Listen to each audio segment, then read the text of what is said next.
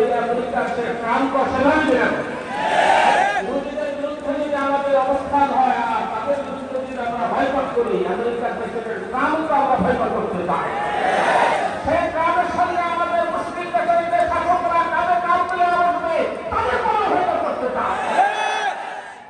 এটা দিকে আপনার সবাই একমত তাই বিশ্বের মুসলিম শাসকরা আমেরিকার ট্রাম্পের সঙ্গে কোথাও যদি অনুষ্ঠান করে আমরা তাদের কাছে নিতে পারবো ইনশাআল্লাহ আগামীতে তাদের সঙ্গে আমরা অবস্থান করবো শেষ একটা কথা বলতে চাই গত জুমায় আমি দাওয়াতে গিয়েছিলাম এক ইমাম সাহেব এসে আমার পাশে ছেলেরও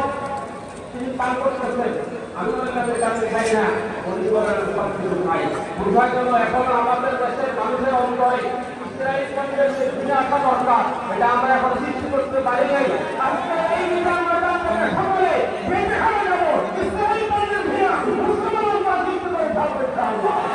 আমরা যা করছি সম্মানীয় উপস্থিতি আজকের সমাবেশের পর্যায়ে বক্তব্য রাখবেন